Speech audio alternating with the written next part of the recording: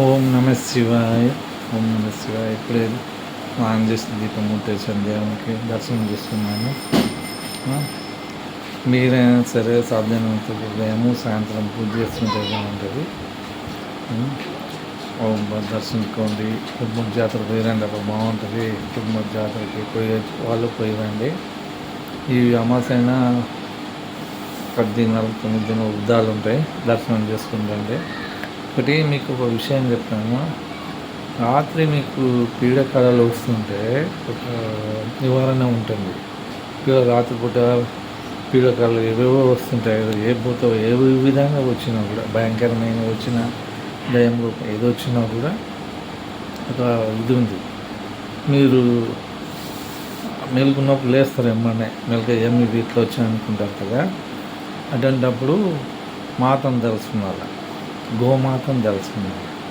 గోమాతను తెలుసుకుంటే సమస్యనే తీరిపోతుంది, ఎట్టి పరిస్థితి రాదు. ఇంకా గోమాత అనగా ఆవు ఉంది కదా, గోమాత అనగా ఆవును తలుసుకుంటే మళ్ళీ రానట్లనే ఉంటాయి. చాలా మందికి ఎంతోమంది చెప్పినా చాలా అవునయ్యా బాగానే కదా, మేము ఎట్లనే అనుకుంటున్నాను. మీరు గోమాతని మంచిగా తెలుసుకోవాలి. మంచి తెలుసుకోవాలమ్మా, నాకు ఇంకా మళ్ళీ రాకూడదు అమ్మా గోమాత అని అప్పుడే తెలుసు. పరుపులైనా సరే ముఖం కడగాల్సిన అవసరం ఉండదు. మంచి గోమాత అవ్వ అని తెలుసుకున్నారు. ఎమ్మని రానట్లు బాగుంటుంది, మళ్ళీ రాదు.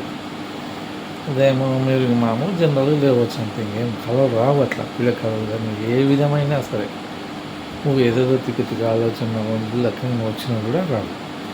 గోమాతం తెలుసుకుంటే చాలా మంచిగా ఉంటుంది.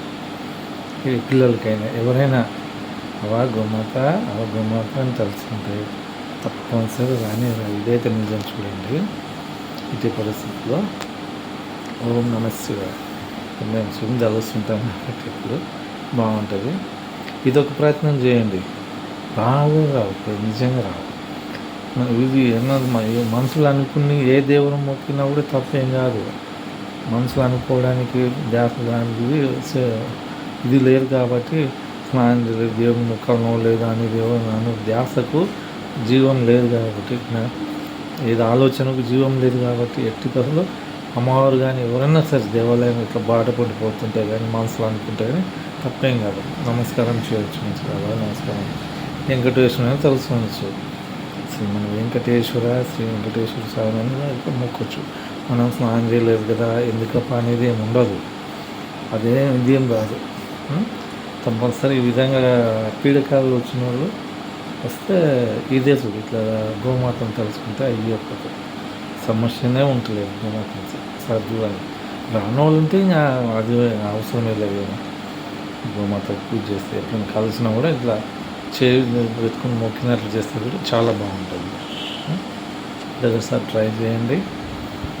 ట్రై చేసి చాలా మంది చెప్పినా కూడా మంచిగా ఉంది. సరేనా? టీ తాగిండ్రా. నేను ఎప్పుడో వచ్చి మొత్తం ఇంటికి అక్కడ వేరే విషయం ఇది ఒకటి చెప్దామని ఉదయం నుంచి ఉండే టైం, ఇప్పుడు అయింది. థ్యాంక్స్. లైక్ చేయొచ్చురా, మర్చిపో. బాయ్.